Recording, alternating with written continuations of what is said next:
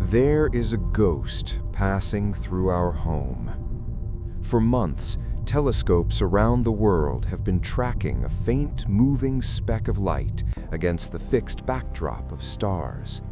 It behaves unlike anything born in our solar system. It came from the dark between stars, and to that dark it will return. Right now, at this very moment, it is completing a blistering loop around our sun, and we cannot see it. It has vanished behind the star that gives us life. This is the story of the third interstellar object ever confirmed. Science knows it as Comet Atlas, but its true story, where it came from, what it's made of, and why it's so profoundly strange, is only beginning to be understood. Today, we will follow its journey, examine the mounting evidence, and separate solid science from speculation. We are witnessing a first contact of a different kind, our first tangible encounter with the building blocks of another star system. Our story begins not with a bang, but with an algorithm. In the summer of 2025, an automated sky survey program designed to spot asteroids that might threaten Earth flagged an unremarkable dot. Standard procedure. But within hours, that dot revealed its secret. It was moving impossibly fast. To understand why this speed was a revelation, you must understand orbital mechanics. Everything in our solar system is bound by the sun's gravity, orbiting in elliptical paths. Speed is a balance against that pull.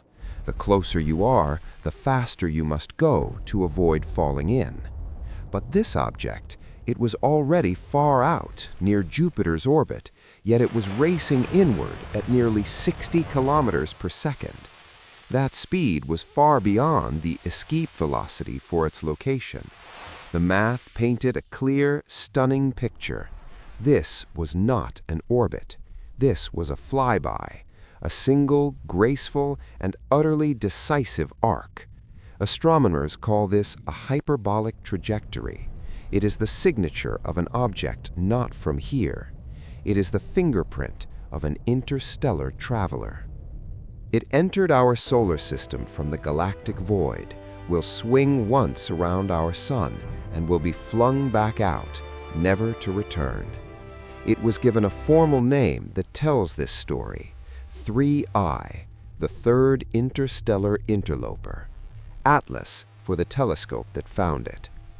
Its speed confirmed its origin, but its direction has left scientists uneasy. Our solar system isn't a sphere, it's a disk, a flat pancake of debris left over from the sun's formation, where all the planets orbit in roughly the same plane. We call this the ecliptic. Now, space is three-dimensional, profoundly, deeply three-dimensional. The galaxy is a vast volume, and stars, along with their ejected debris, move in all directions. Statistically, an object flying in from interstellar space should have an equal chance of hitting our solar pancake from any angle, from above, from below, from the side. The first two interstellar visitors respected this probability.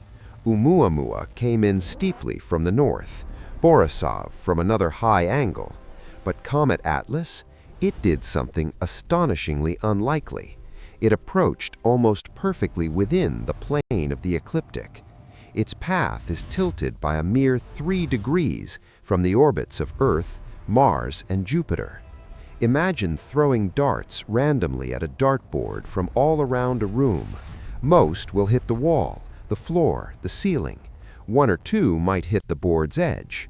Now imagine a dart flies in from across the street, through an open window, and hits the bullseye. That is the level of geometric precision we are talking about. Is it a coincidence? Possibly. But in science, coincidences of this magnitude demand a second, third, and fourth look. As astronomers trained their most powerful instruments on Atlas, its physical nature came into focus.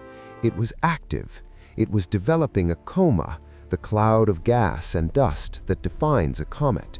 But something was wrong with the timing.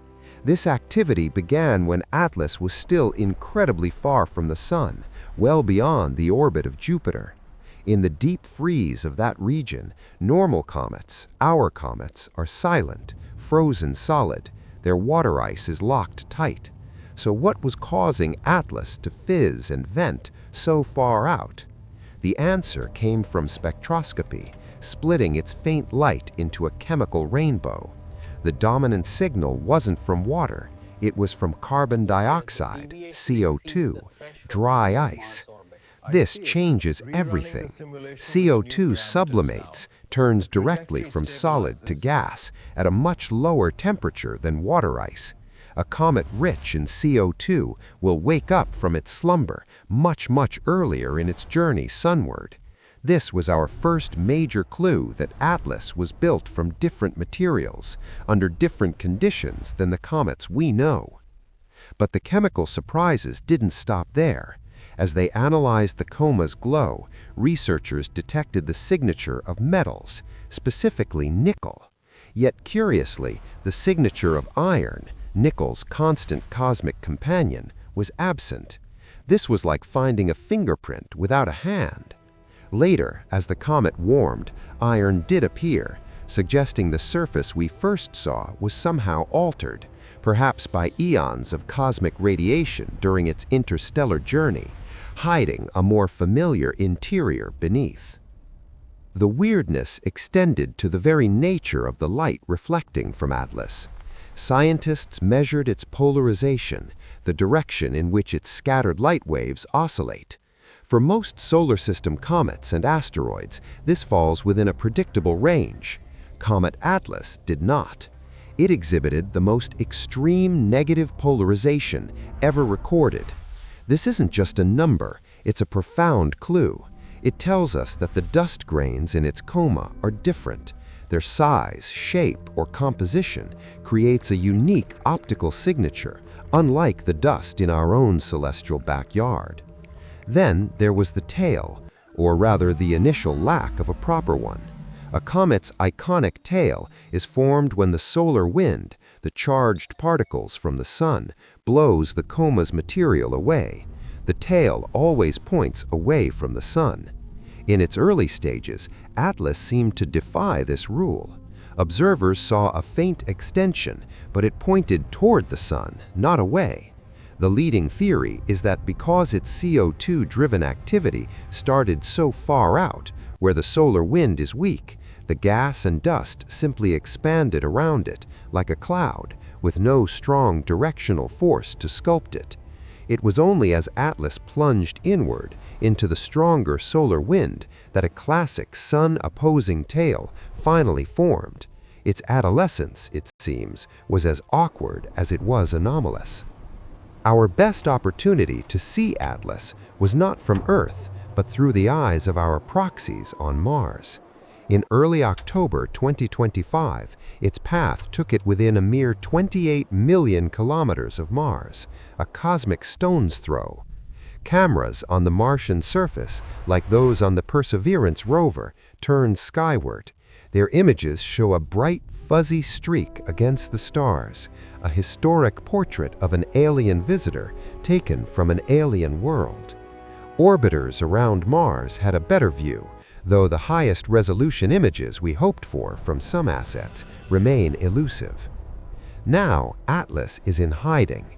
It has passed behind the sun, and for several weeks it is lost to us in the solar glare. This period, called solar conjunction, is a frustrating pause.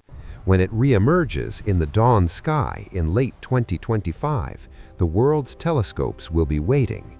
How did its close encounter with the sun change it? Did the intense heat alter its surface or its activity? Its grand tour is not over. In March of 2026, its outbound path will take it past the solar system's giant, Jupiter. While it won't get nearly as close as it did to Mars, the giant planet's gravity will give it one final slight nudge on its way out. It will be our last chance for detailed observation before it fades forever into the interstellar night.